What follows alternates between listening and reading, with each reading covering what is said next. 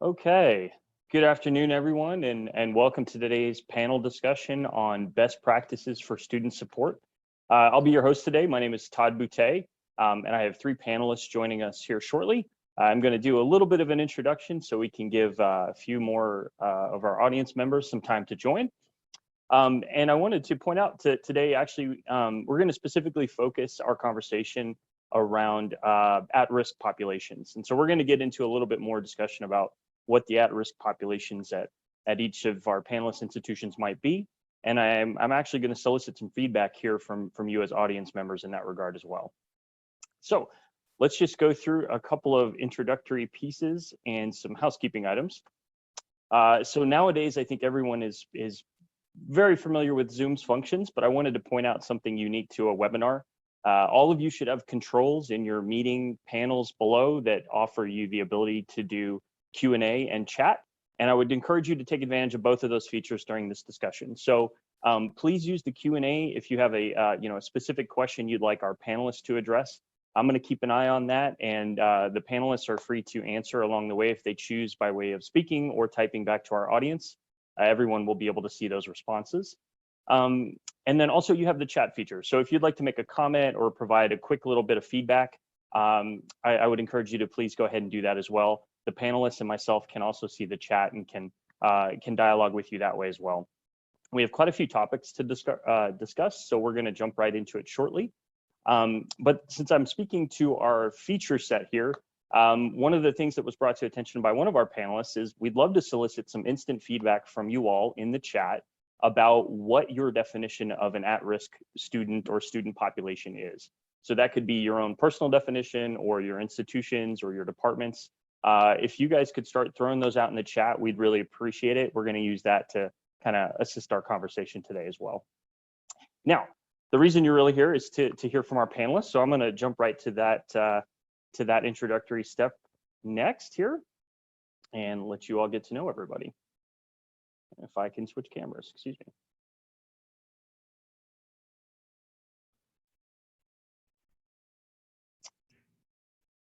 Okay, so if I could have our panelists begin their introductions, starting with you, Kyle.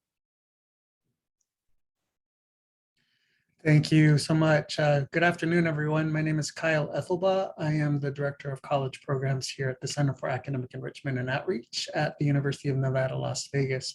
Very grateful and glad to be with you all. I myself am a first-generation college student, as well as an individual who participated in TRIO programs growing up. So I'm very happy to speak on those two fronts today and be joining you all in that regard. Thank you so much.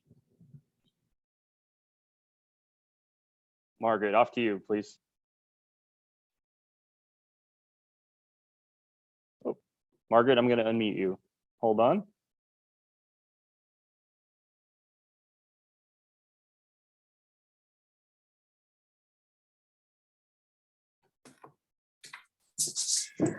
Thank you. Good afternoon, everyone. My name is Dr. Margaret Bindio.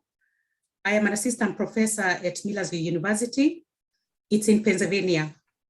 And apart from being an assistant professor, I'm also an academic advisor, as well as a coordinator for advisement for the College of Business and the College of Arts and Humanities.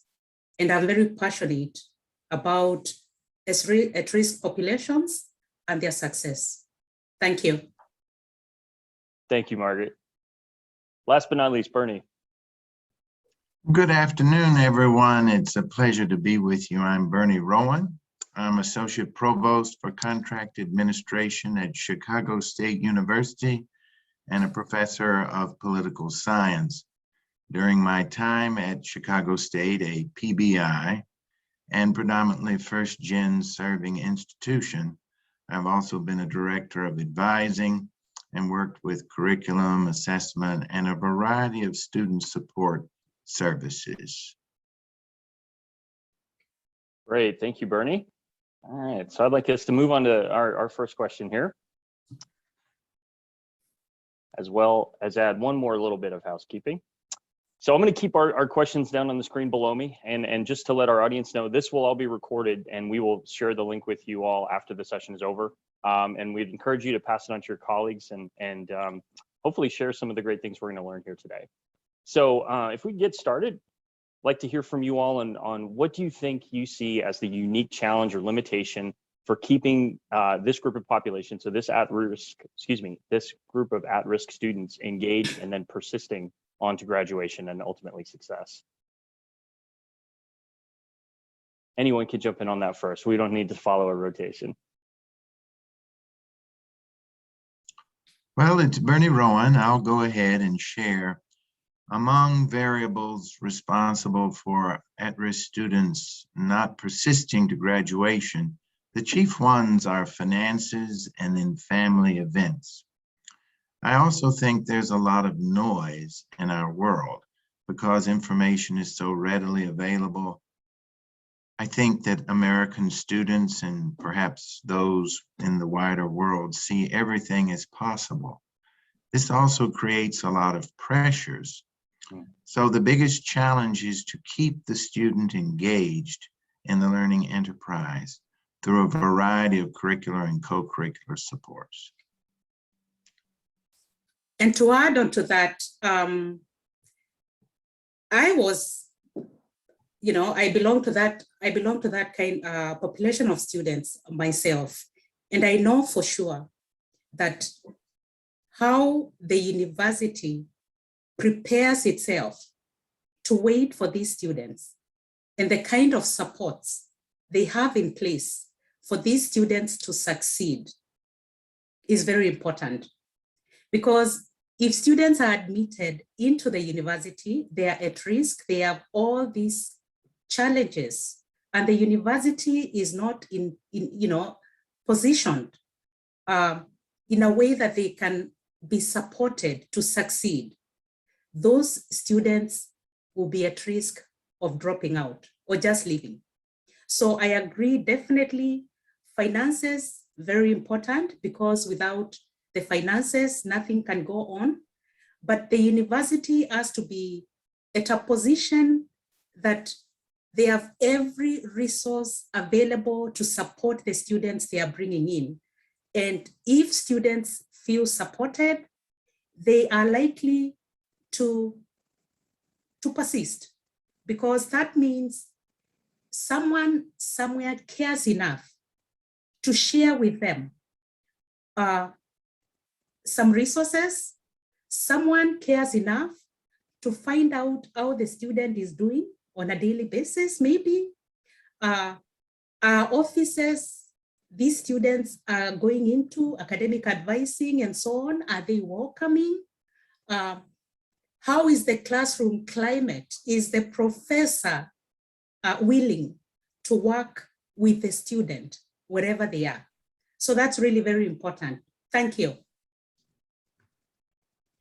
I would agree with my colleagues, and specifically, working with the programs that I work for, I specifically oversee TRIO programs, Student Support Services, STEM, Science Technology, as well as our regular Student Support Services program, our Lewis Stokes Alliance for Minority Participation, as well as our ANAPC, Asian American, Native American, Pacific Islander Institution support programs. And within those programs, we focus fairly broadly in one, defining what an at-risk student is. And for the purposes of this conversation, that can be defined as the first-generation individual, first in their family to go to college, and low-income individuals. And these are the students that we tend to provide a much broader system of support for here at UNLV. One of those things that we really have to keep in mind, and COVID really did teach us a lot about this, is what kind of access do we have? If we can't have the basic access like computer access, as well as access to the platforms that the students use, how can we talk about learning if we can't even go past that initial barrier? So providing access to students both in the way of hardware as well as software, and considering the platforms that are used for students to access certain types of environments. And so, given the pandemic and everything that occurred because of the pandemic, I think most institutions are operating, if not in a hybrid model more so in a way that was already moving toward the incorporation of technology. And so what does that technology look like? And how is it that we can ensure that the students who might not be able to, one, afford the technology, or two, have the technology in terms of hardware, but not have the ability to maintain the access that we need, like the internet connection? So where do those two meet, and what is the institution's responsibility in making sure that those are provided? You know, we saw a lot of programs born out of the pandemic through the federal government, through different companies and organizations, but where does the institution sit specifically when providing those resources to students? Going further into that, within the platforms themselves, what is required for the students to actively engage and participate, and how do we ensure that learning is actually occurring? Is it just sitting an individual in front of a computer screen and hoping that information and knowledge is transferred? Or is there an actual connection, even though we are in a technological environment, virtual environment, that is making sure that the student feels like they are a student and actually belong at the institution? So those are things that we look at fairly broadly here, and making sure that the staff that we have here connects with the students and ensures that they are meeting what they're required to meet, but also looking into their own very well-being and other aspects that I don't know that a lot of times institutions tend to look at. Right, and I think I heard some commonality here, Margaret and Kyle, between your responses, and in terms of the institutional structure potentially, or culture, for lack of a better word, being some of the limitations. And so it kind of leads us into our next thought here. So for this population, what are some of the things you guys are doing at your institutions to address this? And what are the things that are working well to kind of either, maybe it's catch up, you know, that, like you said, the pandemic sort of changed everything, but what were some of the practices you all were putting in place to address these limitations? And maybe, Kyle, we could work backwards. I think that would be good to follow up on your thought. Sure. Basically thinking about the TRIO model, and if you're not familiar with TRIO programs, these are a set of federally funded programs that were established in 1965 and forward, and basically provide additional academic support to low-income and first-generation students. Within the models that are supported there through our support program, which is Student Support Services and the Ronald E. McNair Scholars Program, really what we're trying to build there is not just the academic component, that we work with academic advisors, financial aid, as well as the tutoring and academic support specialists, but what other piece is going to fit into that model that will serve to ensure that the student feels connected, that they develop that sense of belonging. You know, oftentimes when I've spoken to alumni foundations and offices that work with the career services area going forward, we talk about how do we develop alumni that are going to give back. And if an individual does not feel like the time they spent at their institution was worthwhile and thinks back on it fondly, we are probably less likely going to be giving back in any kind of monetary way, let alone anything beyond that. And so we want to ensure that we incorporate the development of the non-cognitive factors and looking at student development and developing soft skills. And what we look at here within the Center for Academic Enrichment and Outreach is using a peer support model to really get students who were participants in our program to give back to the students in our program and help those students to, one, navigate campus, and then two, to get a sense that they feel they are being seen and heard, much like some of my colleagues mentioned earlier about feeling that they are a part of the institution and the institution is there to serve them. So those are some pieces that really worked. The pandemic, once again, showed us, at least my area, prior to coming to UNLV, I actually was at the University of Utah, and we conducted an assessment of the students that we served, where we provided the peer support and the academic support. And it was the peer support that actually proved to be much more impactful in terms of students feeling like they were positioned to be successful at the institution because someone was actually listening to them and someone who was going through the same kinds of things as they were. Great, thanks. And may I just ask, or have you think about, or maybe pose it to the chat, How did you attempt to quantify that? You know, I'd love to hear, like, you know, if there's research behind that, or if you had some data points collected, that'd be helpful. Sure. Just really quickly, we actually started with using an assessment of all of our students when they come into our program. So we used the college student inventory from Noel Levitt to get a sense of what potential risk factors the students could have once they enter the institution. We use that as kind of like the baseline foundation to address certain things like students feeling connected. We used and developed our own assessment for the academic year, where we asked questions about how did you feel, or how did the institution meet your needs? How did you feel that the institution supported you specifically?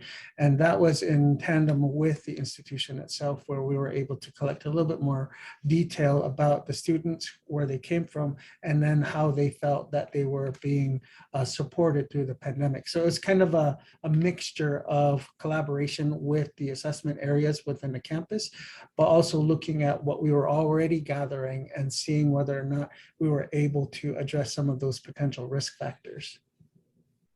Very good. Thanks, Kyle. Margaret, any stories from Millersville? Yes, absolutely. One thing that our new president, well, not so new, maybe 2 years now, when he came on campus, he made everybody to embrace the EPIC values.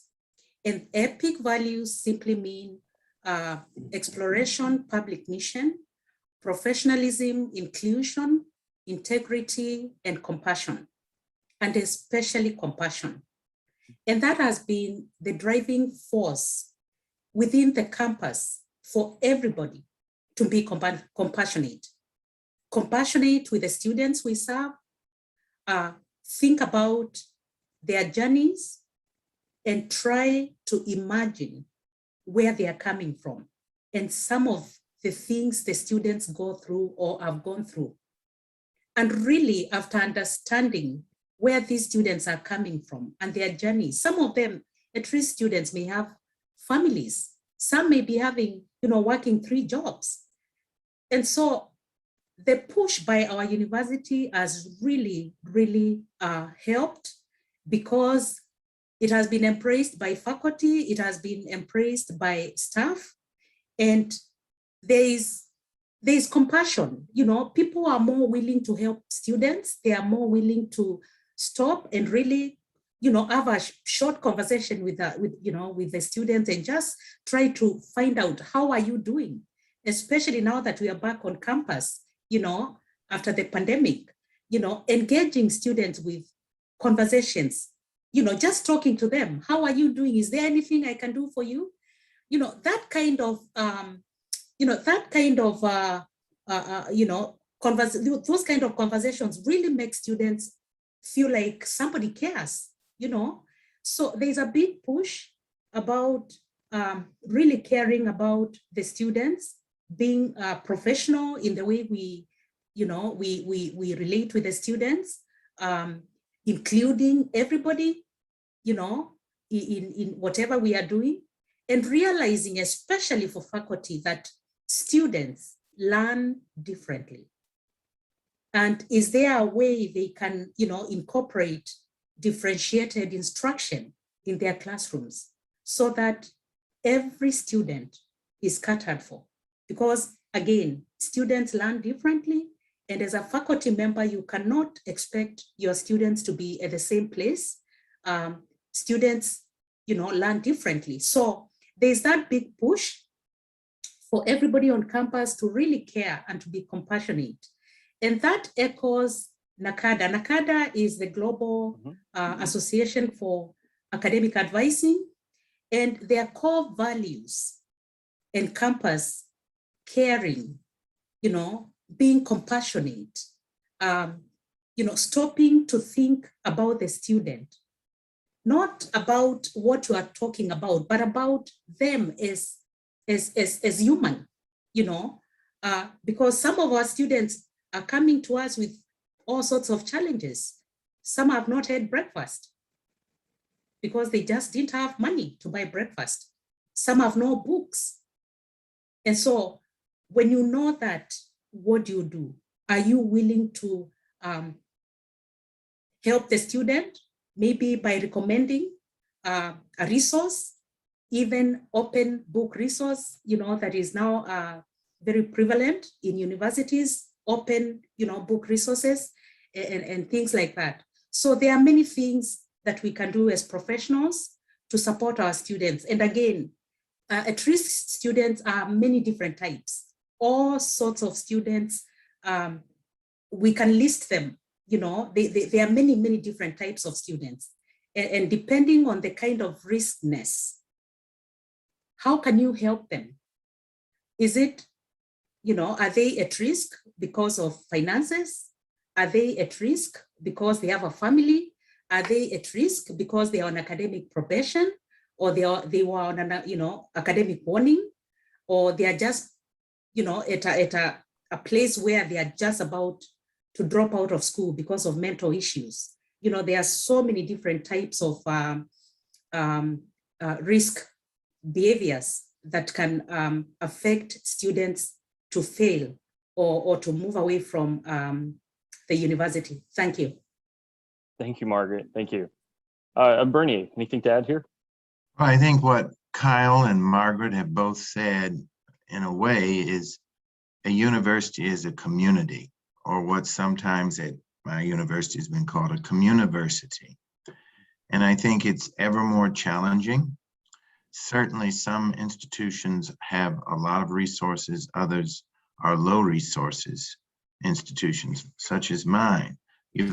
One has to be nimble. A university community also has to engage public and private partnerships. But as has been mentioned, there's food scarcity, there's homelessness.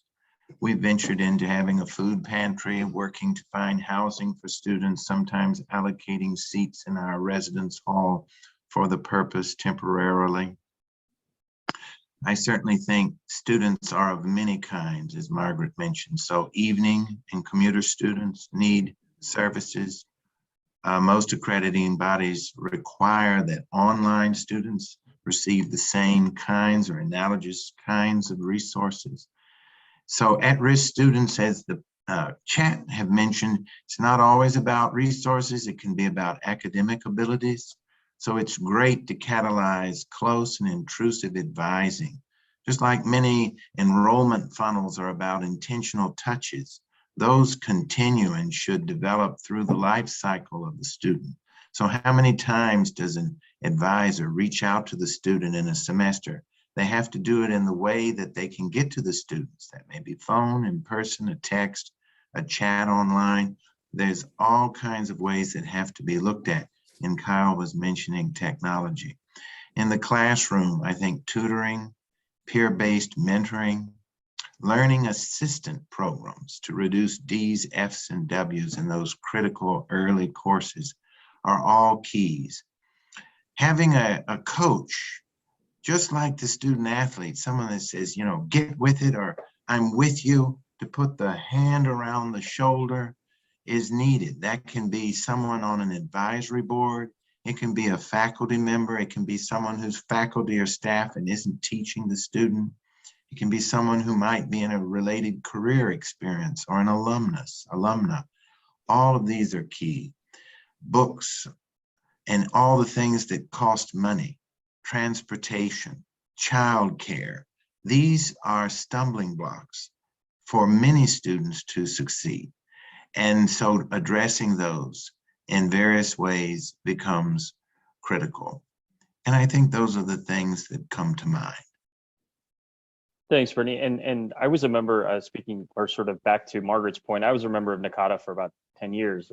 And that idea of compassionate advising was one that I always had to kind of remember to train new advisors on, is that there's so many external factors that impact a student's ability to succeed that you just need to even be just conscious to sort of looking for subtext and clues and offering support, making them feel a part of a community. I thought that was really powerful, and it's nice to hear that there's a sort of top-down initiative, from a president like that to say, look, we need to basically all support each other to get students through. That's very powerful stuff. So next up, I think we've a few of you have spoken to funding a little bit already. So leaving that aside for a moment, and I know that's unfair, it's a big one. Well, what do you think are the barriers to implementing a lot of these programs that you guys are maybe even putting into place like now? What are the hurdles that you're finding? Again, if funding is critical, of course, but what are some of the other barriers you find? As a matter of fact, if I could follow along with that thought, we've had some questions around faculty engagement. And if you could speak to that as a part of this question, I think that would be very powerful too, because a lot of times we just need other bodies to help us get things done, and that's not always easy. Maybe Margaret first this time. I think one challenge that I have seen, especially because I work with faculty very closely, is some of them are not willing to embrace new new systems. They want to keep their old systems. For example, technology. With the pandemic, all of us were exposed to technology in a way that we were not familiar with. And I know in my university, we had quite a number of faculty that really were willing to embrace it. In fact, I would say 90%. But then we had another 10% that were not used and they were not comfortable with the new technology, just learning to embrace Zoom, embrace technology that reaches out to students in their homes. And so that's a challenge. And then we also had, and we continue to have, especially with this population, a lack of effective communication.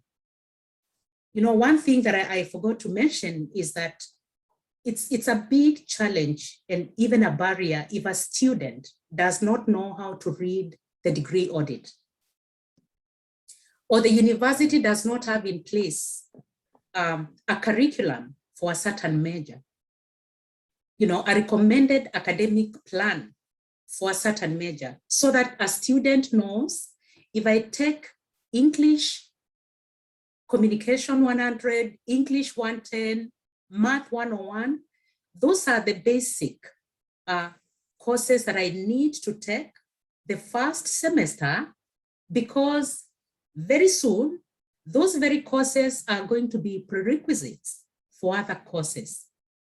So if students do not have, they don't have that knowledge, they have no idea that some, courses are very important in order for them to make progress in their academic journeys, it becomes problematic. One semester comes, another one comes, third semester, and they are not taking classes they should be taking. And so they are behind because they don't have the prerequisites that are needed in order for them to make good progress. So communication is very important, and especially communication that is coming from the key people, whether they are academic advisors, whether they are faculty advisors, or whether it's someone who is interested in this student's success. Some parents are very, I've noticed that some parents are on top of what's going on in school for their students, because, the student is not first generation.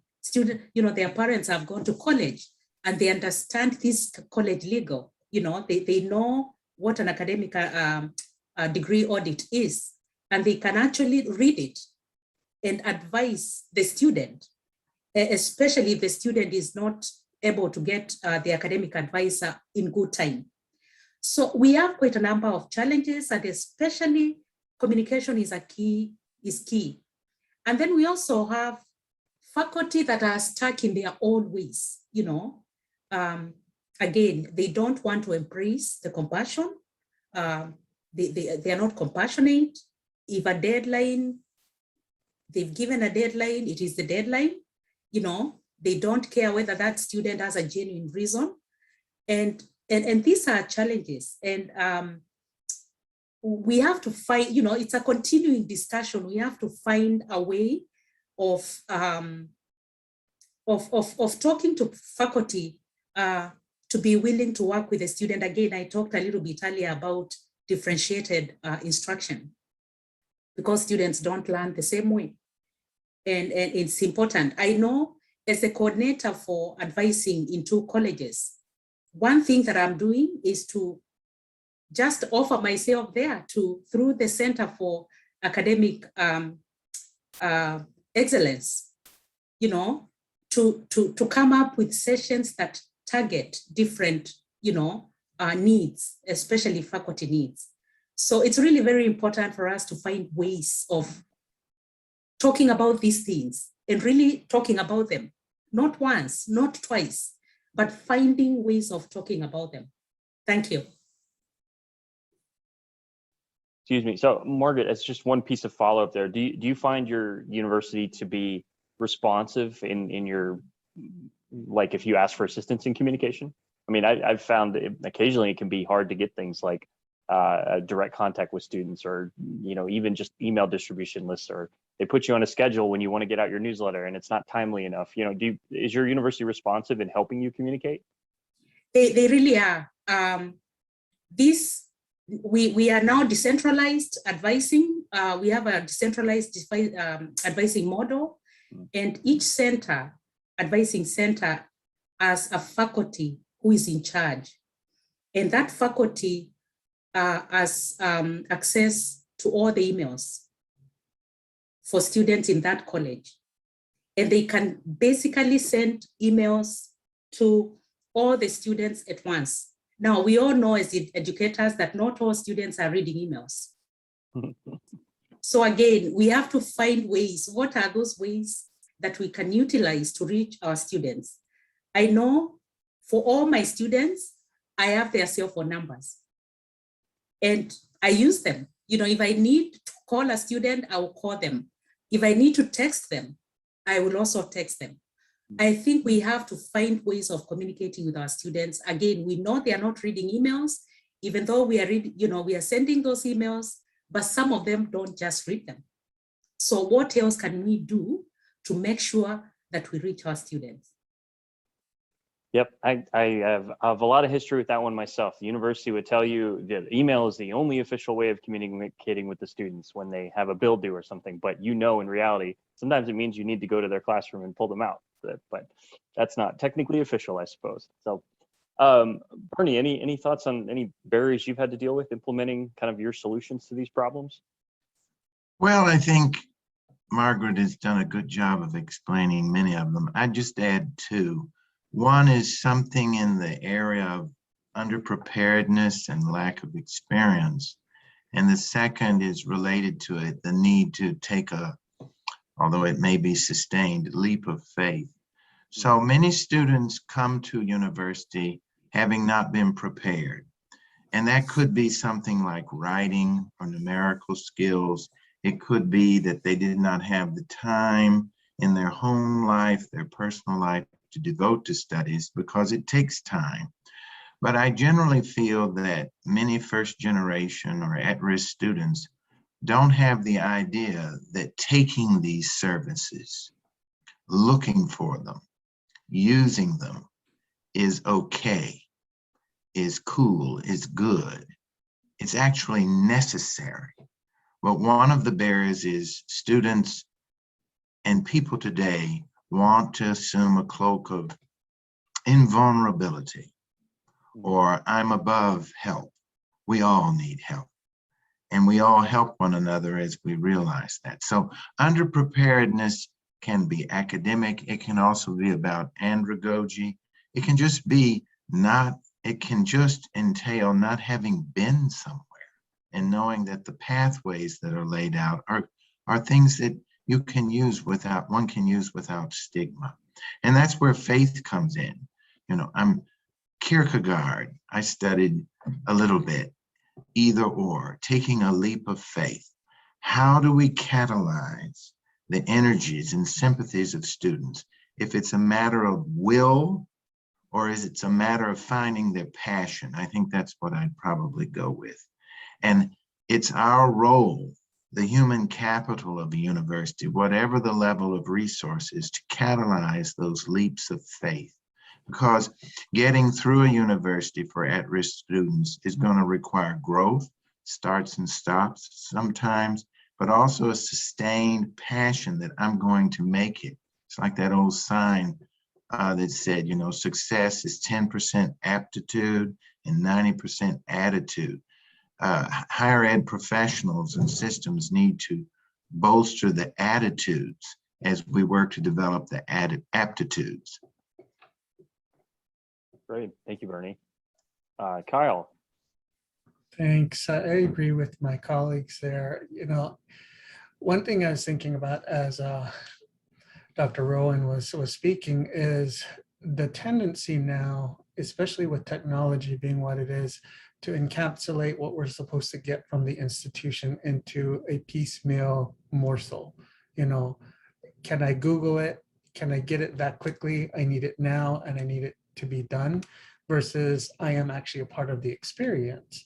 And I think that's part of some of the things that we tend to see, in particular with our older students who might not always want to necessarily engage. And I'm extremely generalizing here. But what I would really want to see is a sense of belonging developed by all groups of populations on the campus. And that includes the faculty. And one thing that was mentioned earlier was the culture of the institution. What kind of culture does the institution have? Here at UNLV, 40% of our students work more than 30 hours a week, and we are a commuter campus. Over 70% of our students commute to campus every day. And so how are we making sure that the needs of those students are being met in terms of times and dates when we actually have to provide a service, when they can see us? When are we making ourselves available so that the students who are working constantly or at different times, when are we going to be available for those individuals?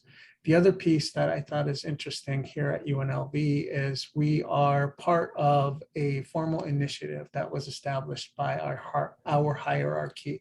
It's called Top Tier 2.0, and that started in 2015. The 2.0 is a reference to where we go now. We've got the 10 years initially, or almost finishing up our first 10 year within our strategic plan. But getting to that, how are we going to move this strategic plan forward? And the inclusion of faculty, to your question earlier about how do they get involved in these kinds of conversations, is helping them to really develop and be a part of that process of changing the institution as a whole.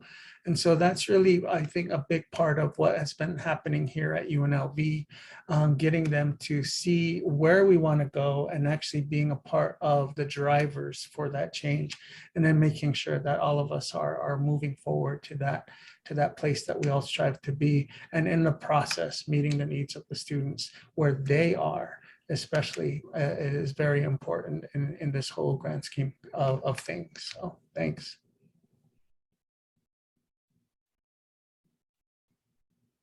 I think you're on mute now. Thank you. Had to mute with the phone ringing in the background. So perfect segue you set up here. So speaking to the future, as we all kind of think about the idea of iterating on our student success program. So putting in a version 2.0 or a 3.0 in the future. What do you all think sort of individually is the most important question? You know, what's first on that list of what question do we need to be asking of ourselves and of our colleagues around building these future programs? And Kyle, I don't know if you wanted to continue there. I mean, the idea that you are working through a next generation of a program like that might be as a good kickstart, if you could elaborate. Sure. Yeah, part of the conversation really has centered around the fact that UNLV in the past few years has become a minority serving institution, a Hispanic serving institution, and an Asian American, Native American, Pacific Islander serving institution. And all of these three pieces have come together to ensure that, one, we're actually meeting the needs of these populations on our campus. But a really big question that's actually posed at the last meeting that I had gone to at this level with the strategic planning was, these designations really only mean that we provide services to these students because of the numbers that are being served. It doesn't necessarily say anything about the culture that we're developing. So considering the culture that we're developing, and not just saying that we happen to have a population that's X% of the total population, and that's why we've got this designation. What are we actually doing for this population that's going to support their continued growth and their continued success? And so really defining what we want to be as an institution, and that really does include the changing of the culture. Who gets to be a part of that conversation and determine what our designation should be? One of the other pieces is that we're wanting to be a research intensive institution, which we're moving forward in that, along that vein. But what does that mean in terms of incorporating the needs of these students here into that overall strategic plan?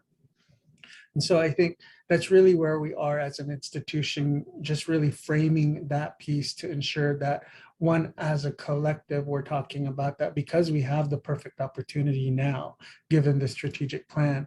And I think that's really the impetus that was needed. And then these designations really help to support pushing it forward. So I think most of the campus is really energized along that line to ensure that we're having those conversations and incorporating all the elements that need to be a part of that, so that we can really prove that we're not just serving the students, but we're actually providing a much broader experience for the students as well as the staff here on campus. So Kyle, are you finding that to be a commonality? I mean, if you are exposed to this information with your colleagues' strategic plans, do you guys speak to that kind of what are the commonalities of things that we might be chasing, institutionally? Because I mean, if it's anything like my former institutions, these strategic plans all end up in the office of the president at some point. And it's nice to have some coordination, obviously, before that. Basically, what has been rolled out is a collective document that obviously is going to live in the president's office, but is overseen at every conversation that has been had. And so incorporating reports that really talk to what you're doing to ensure that we're moving in that direction at the divisional level is really occurring now as well. The interesting thing about this is I just moved from a different campus into this environment, and both were moving forward in the same type of vein, but the conversations were very different. The previous institution was already at the research intensive designation and the flagship of the state. But what those conversations looked like were very different from the ones we're having here because of the designations that we have. And I think that's really important, has been important in helping us to really carve out the path. And that honestly has made the campus take a little bit more ownership of it as well. And so I don't feel like this is one of those that is going to get put together, bound up very nicely, presented to the powers that be and put back on the shelf. It really does feel like we're all involved in this because it's such a new thing, and we're really moving forward in that regard. Well, good. I hope that works out. Yeah, I hate to hear the reports are just put on the shelf. You put a lot of effort into those. I know it. So Bernie, may I ask you to kind of address the same thing? What do you think is the most important question kind of going forward here, setting the tone for the future of student success?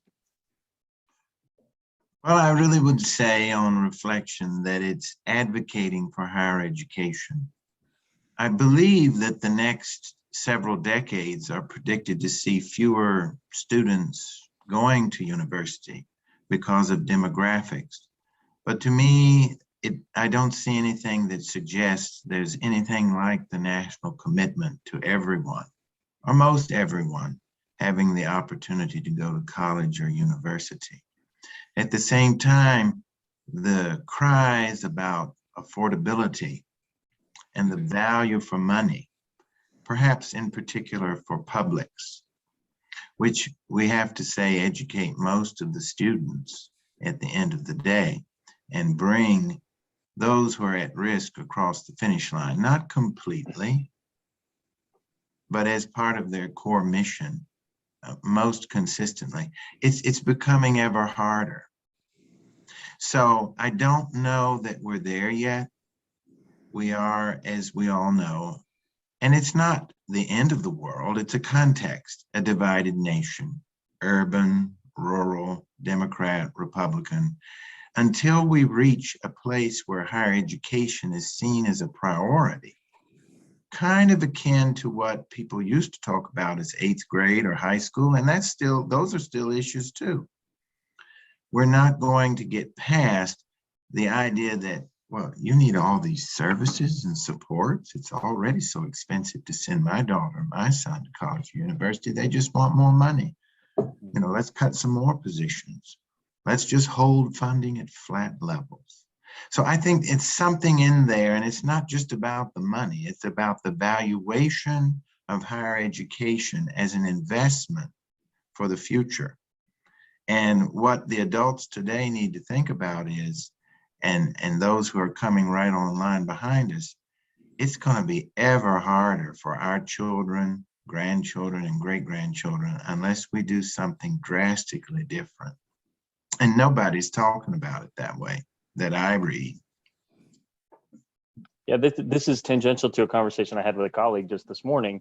And I found it interesting that these two things are at odds now. The idea that the workforce is seeking or ever raising their minimums in terms of education, but the ability to access that level of education, be it because of the price or just the community you live in, whatever factor it is driving you away from it. Those things need to converge again rather than diverge. Yeah. Margaret, any thoughts on this? I would just say that it's very important and very critical that success programs get the buy-in of the administration, because if the buy-in is lacking, then they won't be successful. And the administration need to see the importance of success programs. And in my university, for example, there are quite a number of them. Actually, I have a program myself. My program in my university is the Academic Resilience Initiative, which during the pandemic expanded to Academic Resilience Speaker Series. And I want to tell you that especially the speaker series have been very, very well received, especially by students. These occur monthly, and they read, the topics read from mental health to metacognition, learning, and the students have been emailing even before the sessions to ask, when is the next one? And I am very grateful, because when I went to my dean and said to the dean just before the pandemic, can we start an academic resilience initiative on campus? And he agreed, he said yes. And then the pandemic happened. And I can see how beneficial this programming has been well received on campus by the students. The faculty send me emails. My students missed, can we please get a recording of this? So getting the buy-in, if the dean that I went to talk to about this initiative had said no, then we would never have anything like that on campus. So having the buy-in by administration is very, very important. And I want to say that there are so many students that are struggling. And if a faculty member, a staff member comes up with an initiative that is going to at least save one student, they will have done their work. I think it's very important that we support.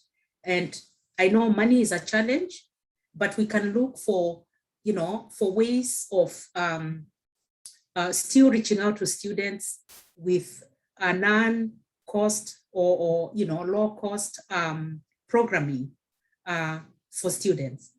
I don't spend a coin. I just don't. I look for volunteers to come and talk to our students, and I have found, as I talk to many people, that people are willing to share their ideas, willing to talk to students. Many of them, especially those that have come to talk to our students about mental health, they are psychiatrists. Some of them that have come are doctors, and they are looking for something to do within the community. And so when I've gone to them to say, can you please come and talk to our students? They're like, absolutely. And so these are experts in things that are helpful to our students, especially our college students. So again, just that buy-in by administration is very important, and also making sure that the university has the resources that are needed to support the students that they bring to campus. Because what is the point of admitting students and you are not supporting them to succeed? All right, thank you, Margaret. So we have about 10 minutes left in our time here and on our final discussion topic. Technology has been, if not forced upon you all in the past 2 years, it's effectively become kind of inevitable in sort of the injection in how we do business in higher education. So if you all had any experiences, hopefully good, but bad is okay too, with implementing technology kind of in support of your students. Maybe Margaret, how about we swing back? Come through you again, please. I think the bad experience I've had with, it's not really bad because we just right now are beginning with Starfish. And it's not a bad experience. It's just the learning, the learning curve of how to use the new technology. A lot of people take more time than others. It's just the implementation phase that is problematic for a lot of people. If it is not implemented well, it doesn't have to be Starfish. Any technology, people can get frustrated. And that's not what you want.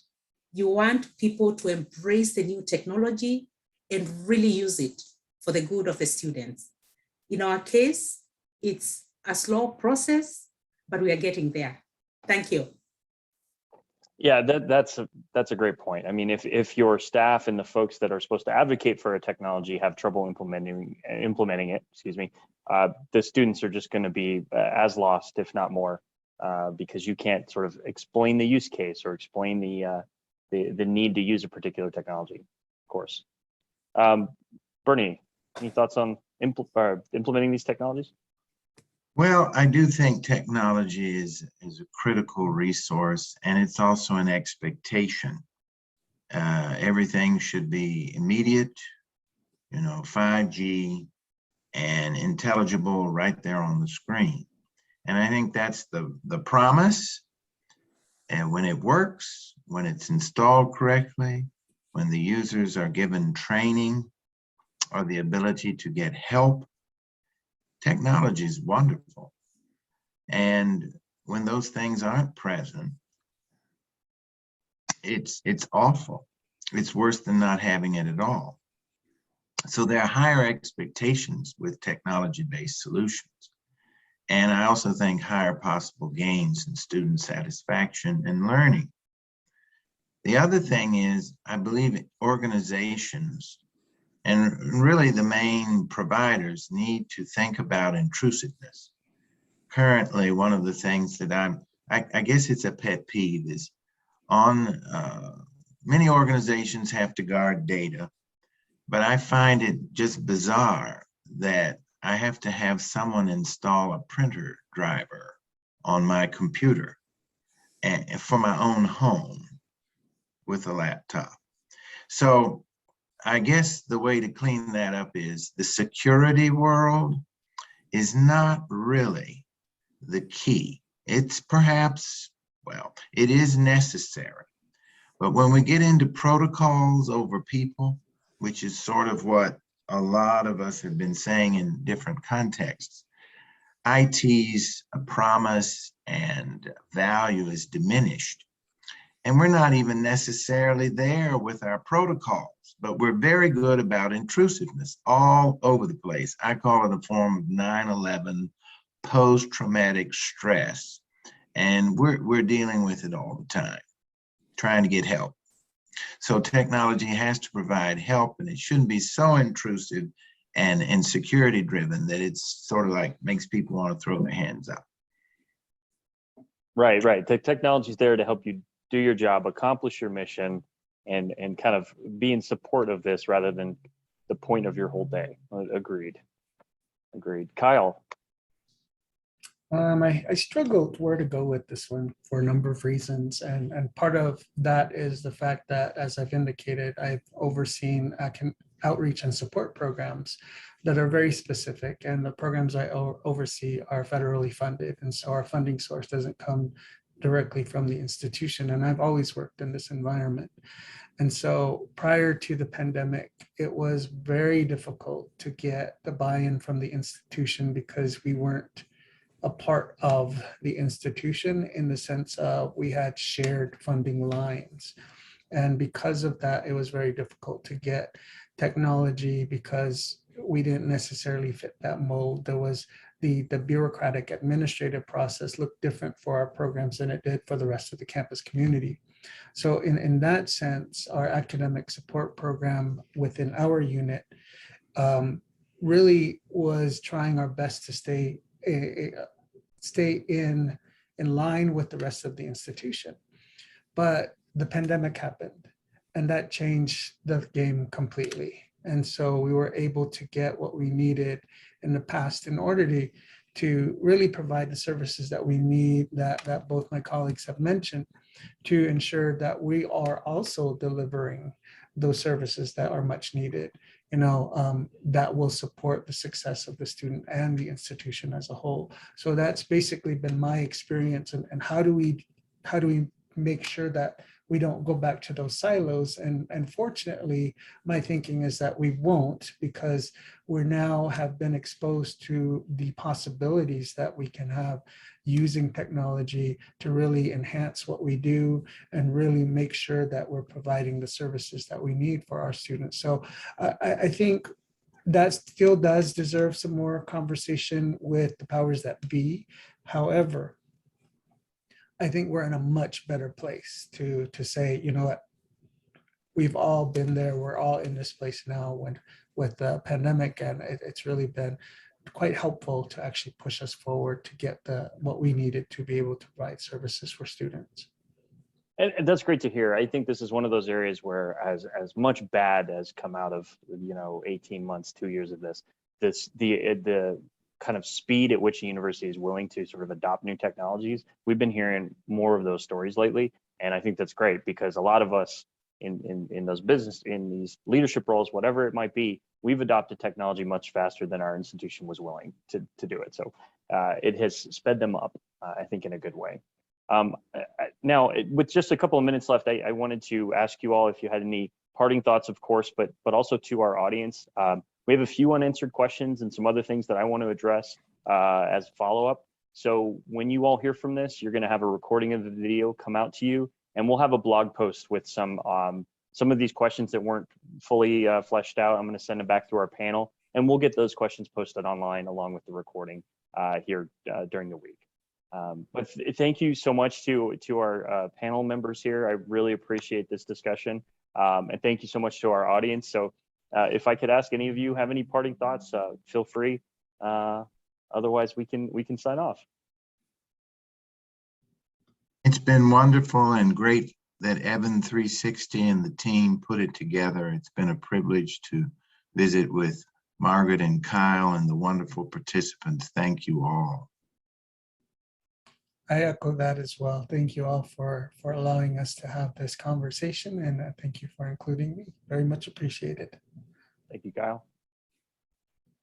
And I want to say thank you so much for listening to us, especially the attendees that registered to be here.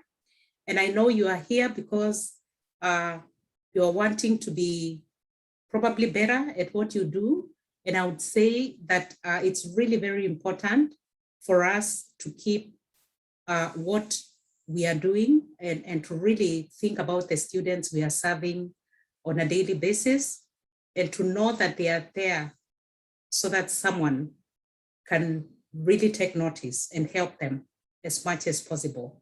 Thank you again, Evan 360, for this chance. I greatly appreciate it. Thank you, Margaret, and thank you all again. And we will keep you all informed when we do this again. Have a great day, everybody. Thank you.